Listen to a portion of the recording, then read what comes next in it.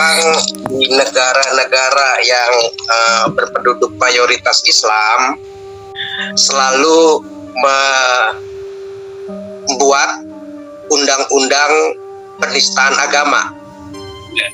Untuk apa? Ya, kebaca. Untuk menjaga kepentingan Islam. Ya, supaya Islam jangan banyak dikritisi. Karena kalau dikritisi, dia kebongkar ajarannya. Banyak yang akan meninggalkan ajarannya. Gampang cepat punah itu nanti Islam, ditinggalkan pengikut-pengikutnya.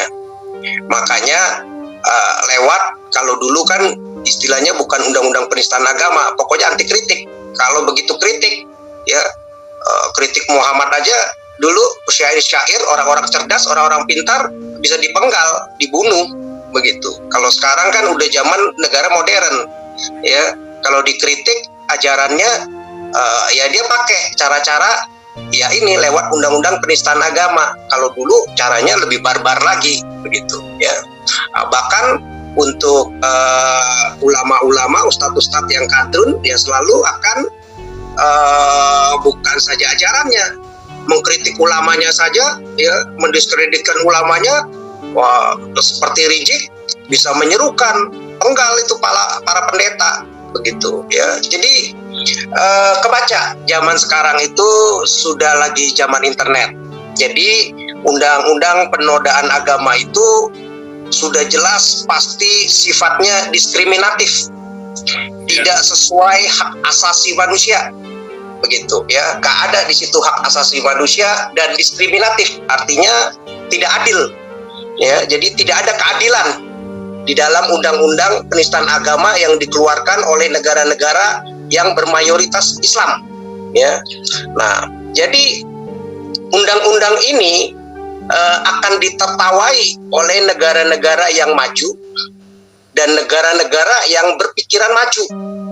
Karena kalau negara-negara yang masih menggunakan undang-undang penodaan agama, ini adalah orang-orang negara-negara yang pikirannya terbelakang dan tidak akan pernah maju.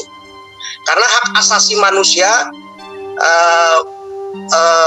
berpikir, berpendapat, ya, memberikan pendapatnya itu dibatasi, ya, takut-takut dikekang, ya.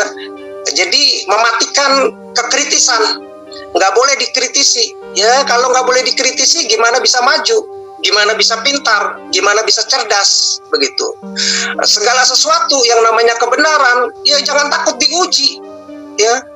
Nggak akan takut diuji oleh waktu, ya, nggak akan lekang begitu. Selama dia kebenaran, dia akan dengan santai.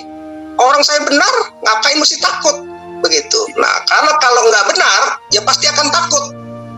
Ya, akan takut, dia akan bikin banyak barrier. Ya, barriernya salah satunya ya ini penistaan agama, ya. Undang-undang penistaan agama, ya, kadang-kadang intimidasi begitu. Jadi nggak boleh dikritisi, entar bisa dikafir-kafirkan. Nah, ini kayak begitu, itu barrier.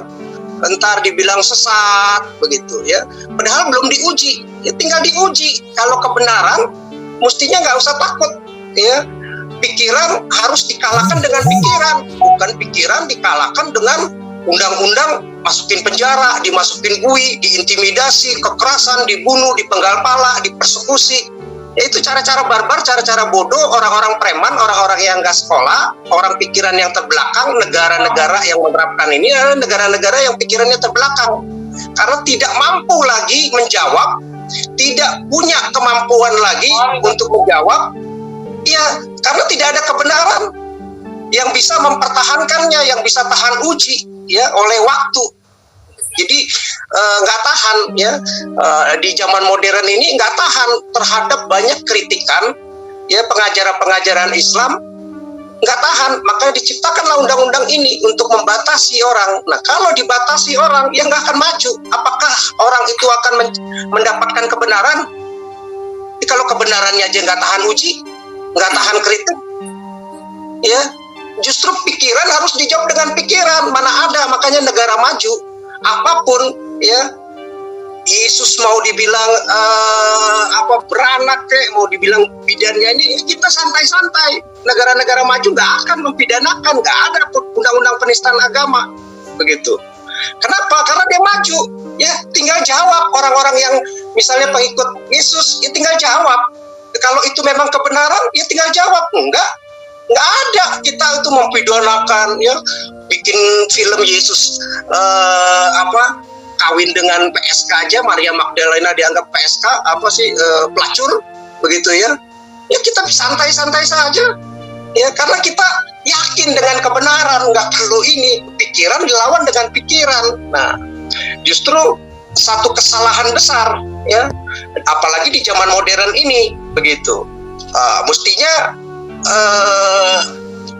pikiran nggak boleh dimatikan, ya. Jadi kalau kekritisan dimatikan, ya itu akan terlihat di publik, begitu, bahwa ada ketakutan, bahwa ada ketidakmampuan untuk menjawab, ada sesuatu yang dirahasiakan dan ditutup-tutupi, dipegang-pegang erat, nggak boleh dibongkar, nggak berani diperdebatkan, ya, nggak berani dilawan dengan pikiran, tapi dengan cara preman, dengan cara barbar, dengan cara orang bodoh yang tidak sekolah pun, ya cukup dipenggal pala, dipersekusi, diintimidasi. Ya zaman sekarang malu mungkin lakukan seperti itu, lebih barbar lagi, ya lewat undang-undang penistaan agama, ya dibuikan, begitu.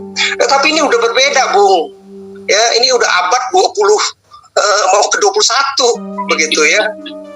Ini udah zaman digital, semua akses informasi, data, orang gampang. Yang nggak sekolah pun sekarang SMP aja, SD aja bisa cari, bisa cerdas, ya lewat jaringan internet sekarang, begitu ya. Nah, jadi dulu undang-undang ini mungkin masih 10 kasus ya. Saya ingat waktu zamannya Arswendo, ya. Nah, itu aja, cuma bikin lukisan aja, apa salahnya? Orang cuma pikiran, kenapa mesti dipenjarakan, begitu? Kenapa mesti dikenakan pasal penistaan agama? Nah, ini kan satu keterbelakangan pikiran, begitu ya. Nah, kasus Meliana aja, orang kritik terhadap Toa ini keras, dipenjarakan, begitu. Mereka berpikir itu menang, ya, bisa meredam, bisa membuat takut, mengintimidasi, tetapi salah. Justru sekarang muslim-muslim sekarang mungkin jutaan, justru yang akan komplain juga, berani bersuara bahwa Toa ini ya benar nggak ada ramatannya, ya mengganggu orang lagi belajar, orang lagi sakit, orang lagi ini dipakai nggak karu-karuan, begitu. Jadi akhirnya ini justru jadi bumerang buat mereka, ya. Jadi nggak heran banyak orang muslim sekarang jutaan yang mempertanyakan ajaran ini karena nggak sanggup lagi menjawab dengan rasional, dengan pikiran yang cerdas. Mestinya pikiran dilawan pikiran, bukan lawan intimidasi, ya. Di zaman sekarang kalau dilawan intimidasi ya hancur, ya gampang diviralkan. Ya, contohnya Wawan, ya coba lewat intimidasi maksa supaya ini diviralin, ya orang-orang muslim juga pada malu dengan ajarannya. Kok ajaran saya diskriminasi, kok ajaran saya kekerasan, kok ajaran saya mengancam-ngancam, kok menutup ibadah, kok perlakuan undang-undangnya, SKB 2 menterinya diskriminatif, kok selalu akan melakukan intimidasi, selalu melakukan kekerasan, selalu melakukan hal-hal yang tidak adil, selalu ketakutan, ya. Jadi kalau yang benar, yang cerdas, biasanya dia tidak takut dikritiki. Saya tinggal jawab, kalau saya salah tinggal saya koreksi, kan begitu, ya.